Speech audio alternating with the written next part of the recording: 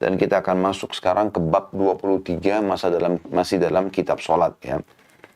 Jadi kalau di dalam istilah-istilah beberapa buku agama yang berbahasa Arab, kitab itu bisa bermakna seperti bab kalau kita ya. Kalau mereka menggunakan istilah kitab, berarti bab. Biasanya setelah itu ada pasalnya, tapi mereka karena pakai istilah kitab, maka yang dipakai adalah bab. Kalau mereka pakai bab, maka yang lebih kecil diistilahkan dengan pasal, kurang lebih seperti itu ya. Baik, bab ke-23 ini berbunyi anjuran senantiasa menjaga sholat subuh dan asar.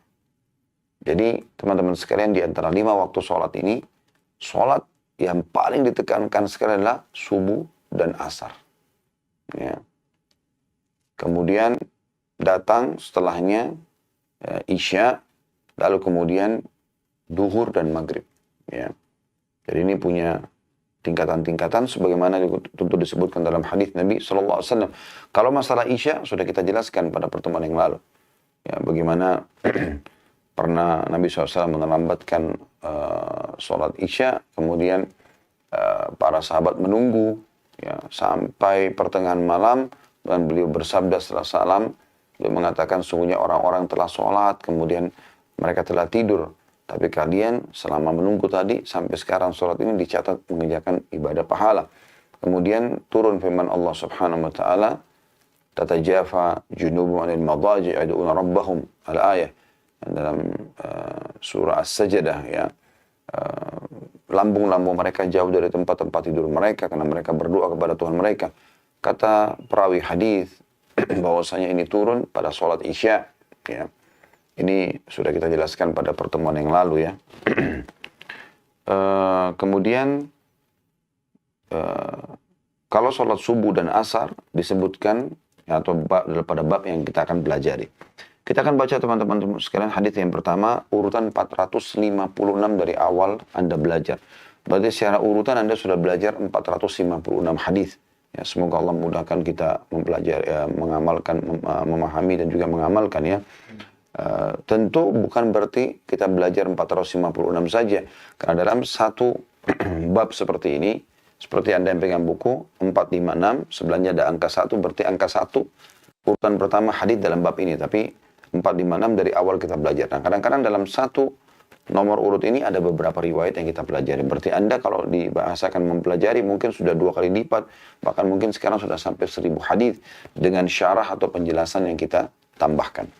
Baik, hadis pertama dalam bab kita ini, bab anjuran senantiasa menjaga sholat subuh dan asar. Nomor satunya, titik 2, ada sahih di sebelahnya dari Abu Musa al-Asy'ari radhiyallahu anhu bahwa Rasulullah SAW bersabda, man shallal bardaini dakhalal jannah. Barang siapa yang sholat 2 waktu yang dingin atau bardain, ya, niscaya dia masuk surga. Diriwayatkan oleh Bukhari dan Muslim. Diistilahkan dengan bardan, atau di sini disebutkan begitu dalam kurung, 2 waktu dingin yaitu subuh dan asar. Ya, diistilahkan dengan waktu dingin di sini dimaksud. Ya. Al-Khattabi menanggapi tentang masalah ini. Ya. Beliau berkata, kalau teman-teman buku bisa lihat footnote di situ, ada 470. Ya. Ada perkataan Al-Khattabi, karena keduanya dilakukan di 2 waktu yang dingin. Di siang hari, yakni awal dan akhirnya, yang udaranya sejuk dan panas yang menyengat telah berlalu. Wallahu a'lam. Ini yang dimaksudkan kenapa dinamakan burdaini. Baik teman-teman sekalian, hadis ini perlu difahami, bukan berarti dengan mengerjakan 2 sholat saja ini maka dia akan pasti masuk surga. Tapi yang dimaksud adalah siapa yang menjaga 2 sholat ini, artinya dia juga sholat duhur, dia juga sholat maghrib, ya, dia juga sholat isya, tetapi 2 sholat ini lebih dia berikan ekstra perhatian. Karena kalau orang memahaminya bahwasanya cuma 2 sholat cukup, maka dia akhirnya tinggalkan duhur, dia tinggalkan maghrib, dia tinggalkan isya, karena dia pikir dengan ini sudah cukup masuk surga. Jadi bukan itu yang dimaksudkan seperti yang secara letter-let, tapi yang dimaksudkan adalah siapa yang lebih memperhatikan secara khusus kedua sholat ini, maka dia akan mendapatkan jaminan surga. Tentu dengan menjaga juga kewajiban yang lain, ya. Karena memang 5 waktu sholat ini adalah kewajiban, rukun Islam. Tidak bisa dipisahkan satu sama yang lain. Dan ini menunjukkan, kata ulama, keutamaan 2 sholat ini. Baik, ada juga yang menyebutkan tentang hikmah, kenapa subuh dan asar. Karena subuh itu membuka awal kehidupan seseorang, sehingga dia dianggap seperti dari pagi, sudah melapor kepada Allah SWT, tanda kutip ya. Sampai duhur, dia sholat lagi, kemudian ya, duhur adalah transisi, sampai menjelang sore. Dan asar adalah pembukaan sore. Ya, Anda kalau bisa tangkap misalnya, kenapa dikatakan ada zikir pagi, zikir petang. Kenapa di 2 waktu ini? Dan juga ada hadis yang mengatakan, kata Nabi SAW, sungguh malaikat silih berganti ya, di 2 sholat, di subuh dan di asar. Gitu kan? Jadi memang waktu ini yang Allah Subhanahu Wa Taala jadikan sebagai perhitungan waktu kita. Ya. Oleh karena itu, siapa yang ada pada saat itu, dan dia mengerjakan sholat, punya kedudukan sendiri di sisi Allah Subhanahu Wa Taala. Ya. Maka ini punya keutamaan. Ya, punya keutamaan. Juga bagaimana seseorang yang menjenguk orang sakit. Nabi SAW juga mengatakan, siapa yang menjenguk saudaranya muslim di pagi hari, ya, istilahkan dengan pagi, mulai orang beraktivitas, maka Allah akan utus 70.000 malaikat yang mendoakan dia sampai sore hari. Perhatikan, dibatasi sampai sore hari. Dan siapa yang menjenguk saudaranya di sore hari, maka Allah akan utus 70.000 malaikat mendoakan dia sampai pagi hari. Seperti itulah ya. Jadi memang kenapa kalau disebutkan subuh dan asar, karena memang sebagaimana sudah kita paparkan tadi. Dari hadits ini disebutkan atau keutamaan yang lain selain kedudukan kedua sholat ini juga adanya jalan menuju ke surga yang merupakan tempat abadi yang menjadi target utama setiap muslim. Saudaraku seiman, tanamkan di benak Anda, di kamus Anda, di memori Anda, targetku surga. Itu aja. Targetku surga. Dari situ Anda melangkahkan kaki. Anda niatkan hati Anda. Anda mulai mengatur pola pikir Anda. Anda mulai mengatur ayunan tangan Anda. Anda mengatur peletakan kemaluan Anda. Semuanya surga. Targetnya itu. Ya. Kalau Anda tidak jadikan surga sebagai target, maka dipastikan Anda akan mudah futur, malas beribadah setelah Anda rajin beribadah. Atau bahkan Anda bisa jauh dari agama. Kalau seseorang targetnya surga, tentu untuk menjadikan surga sebagai target, Anda harus belajar tentang surga itu seperti apa. Dan di YouTube kita, di playlistnya, Anda kalau masuk di @khalidbasalam_official, cari playlist, Anda cari bahasan kami tentang bedah buku Rasulullah SAW bercerita tentang surga dan neraka. Ada 30 pasal lebih tentang surga, panjang lebar kita sebutkan. Dari memohon surga, dari pintunya, kemudian tanamannya, buah-buahannya, pakaiannya, sungainya, minumannya, dan segala macam hal. Seperti kita melihatnya. Ya. Jadi kita, pemandangan apapun yang kita lihat di muka bumi, yang pernah pasti Anda punya pengalaman dalam hidup, yang terbaik, yang terindah, maka surga jauh lebih indah daripada itu. Karena kata Nabi SAW di surga itu, mala ainun ra'at. Semuanya yang mata akan lihat belum pernah mata lihat sebelumnya. Wala udunun sami'at. Dan yang didengar sana tidak pernah telinga dengarkan. Wala khatar ala qalbi bashar. Tidak pernah terlintas dalam hati manusia. Kita akan terkagum-kagum dengan melihat surga.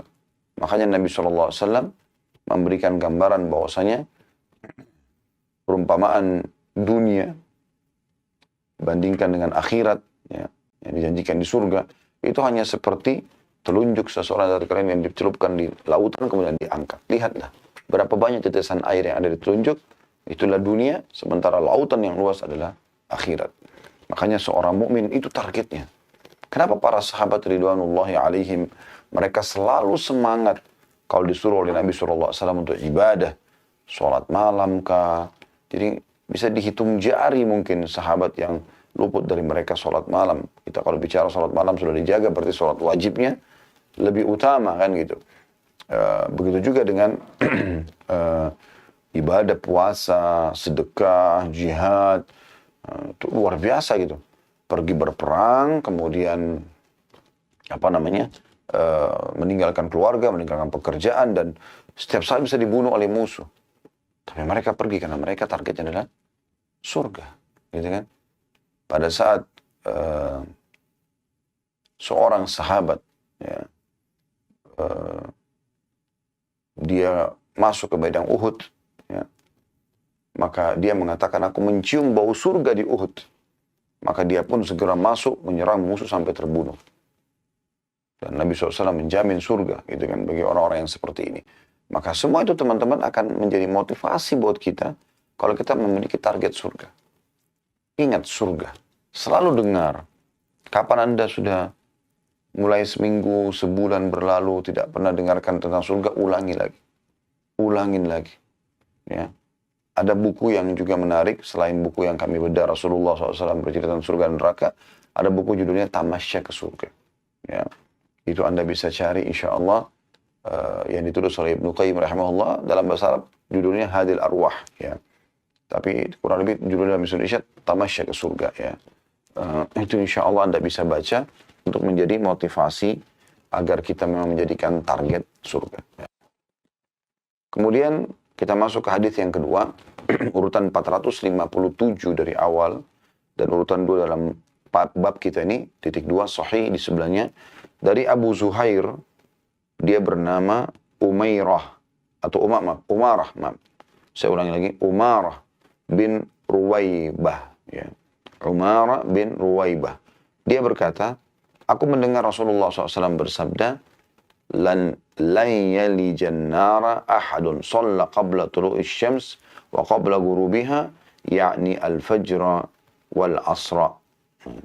Artinya, tidak akan masuk neraka seseorang yang sholat sebelum matahari, ya, terbit, maksudnya subuh, dan sebelum matahari terbenam, maksudnya asar.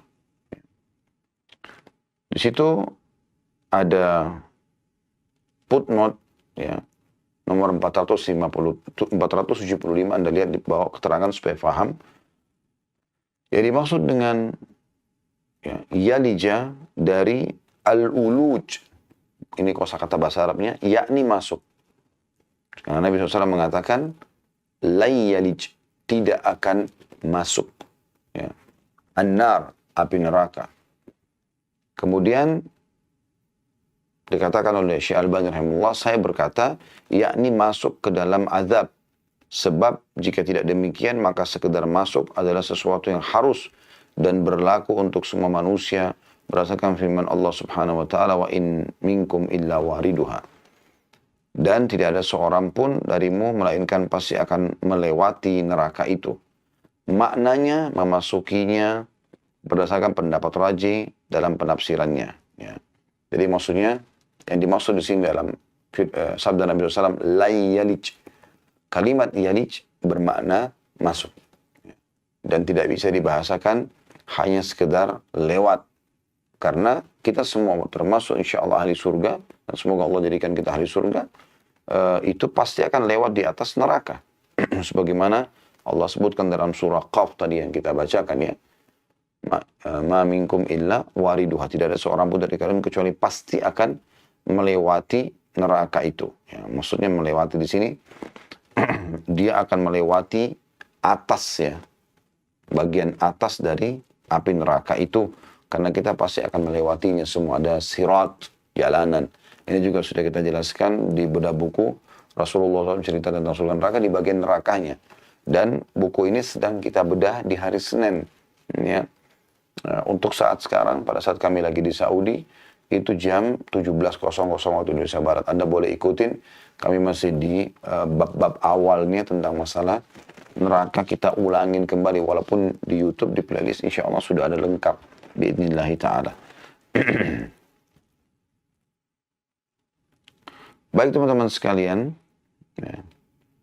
Hadits ini diriwayatkan oleh Imam Muslim dan memberikan gambaran kepada kita tidak akan masuk neraka orang yang menjaga sholat. Sebagaimana makna tadi sudah kita jelaskan, artinya adalah orang yang menjaganya dengan ekstra.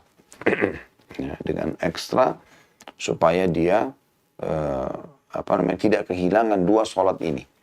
Jadi bukan berarti boleh dia tinggalkan duhur, maghrib dan isya. Karena kalau dia tinggalkan, kesepakatan ulama, kalau dia tinggalkan secara jahdan, membangkang, bisa kafir kalau sholat 5 waktu ini. Kalau dia malas-malesan, maka hukumnya dosa besar gitu kan.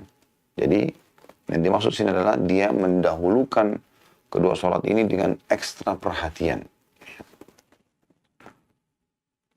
Dan disebutkan di sini tentang masalah neraka.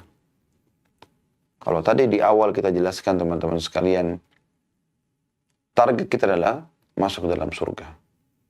Ikutkan di target itu, dan saya menyelamatkan diri dari api neraka. Ya. Jadi, target utama masuk surga. Tapi tentu untuk menyempurnakan itu, kita ikutkan, dan saya menyelamatkan diri dari api neraka. Ini penyempurnaannya, karena Anda kalau fokus selalu mencari surga, tentu neraka akan terjauhkan dengan sendirinya. Karena tidak bisa ketemu antara surga dan neraka. Anda masuk surga atau Anda masuk neraka, gitu kan? Nah, jadi pemahamannya adalah bagaimana target utamanya surga sehingga neraka tidak akan pernah kita lalui, tapi boleh kita masukkan dalam hitungan kalimat di benak kita, di kamus kita, di memori kita. Target saya adalah surga dan selamat dari api neraka.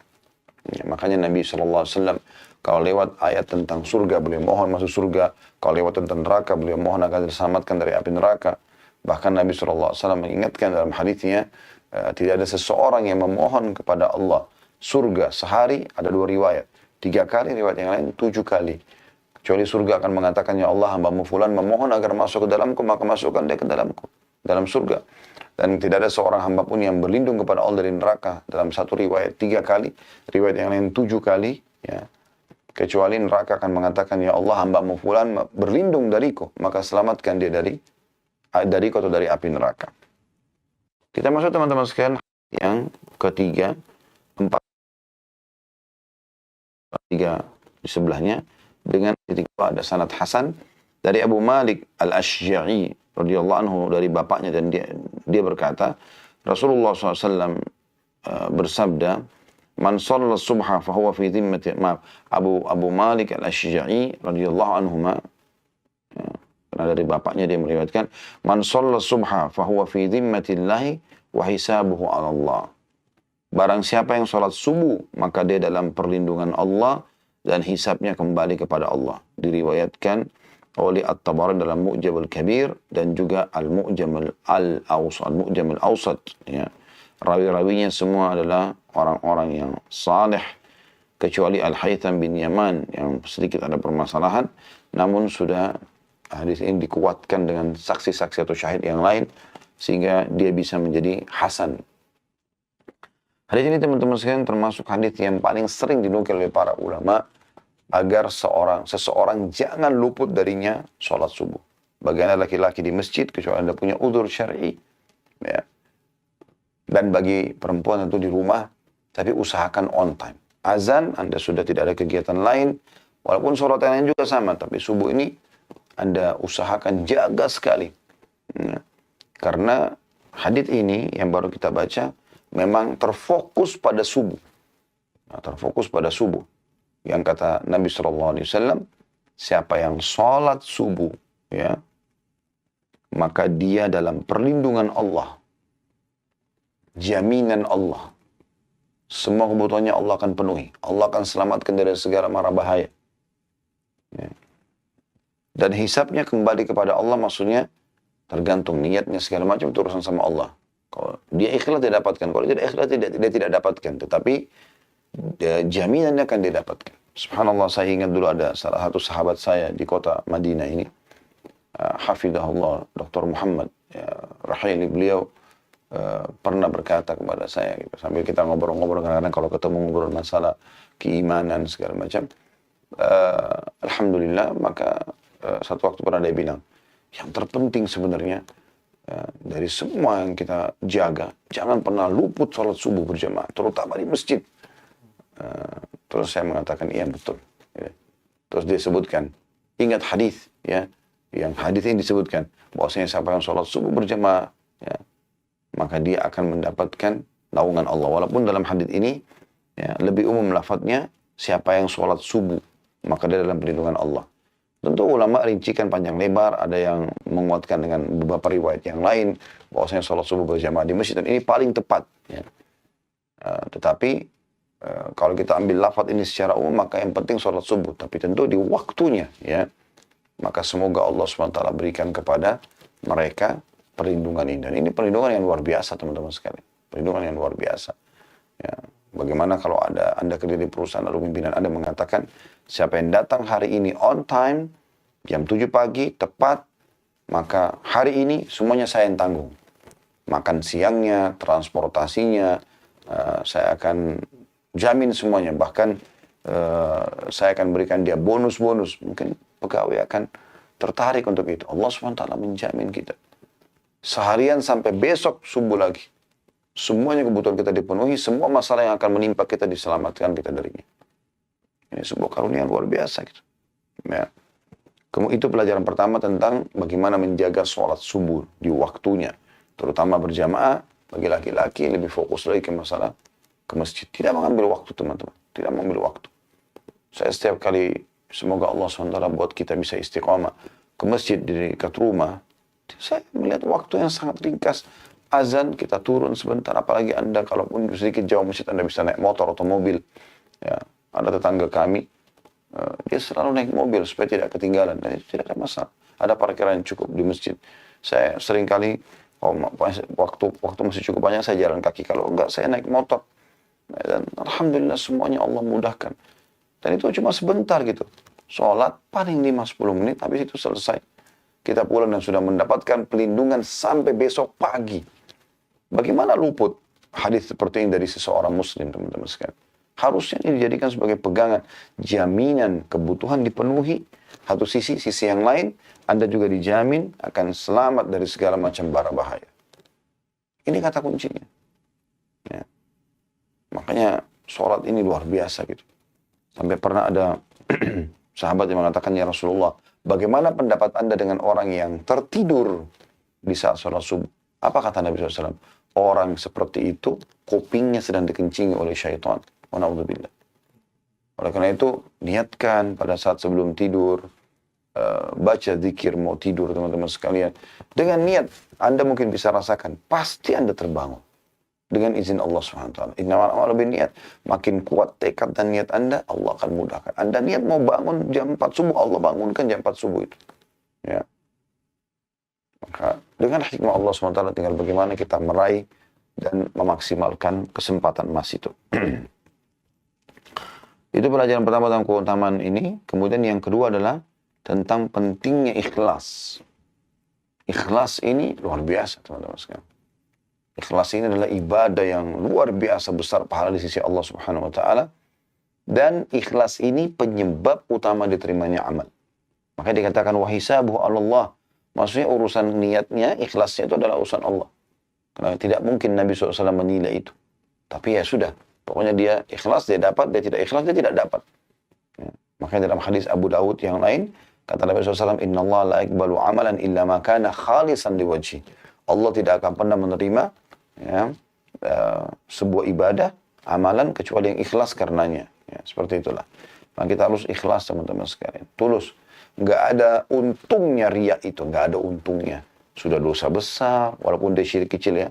Kemudian juga amal ibadah kita jadi hancur, gitu kan. Dan apa yang kita kejar? Pujian orang? Oh, kamu hebat ya, kamu soleh ya, kamu soleha ya, kamu ahli Quran ya, kamu ahli ibadah ya. Terus kita dapat apa? Badan kita tambah gemuk, mata kita tambah terang, rambut kita tambah subur, harta kita bertambah banyak, nggak ada yang kita dapatkan. Kecuali hanya pujian yang sepanjang lidah dia. Ada orang subhanallah semalam suntuk sudah sholat tahajud, besok dia hilangkan pahalanya hanya dengan cerita para teman-teman. Beda kalau Anda ditanya, Anda nggak mungkin bohong, gitu kan? Ciri-ciri orang ria adalah kalau dia tidak ditanya cerita. Apa manfaatnya buat dia? Kamu sholat malam nggak? Kamu sholat malam? Saya sholat malam. Untuk apa? Kamu puasa nggak? Puasa nggak? Saya puasa. Terus yang nanya itu siapa? Gitu kan? Dan ria ini lawan daripada ikhlas, makanya kita singgung sedikit di sini.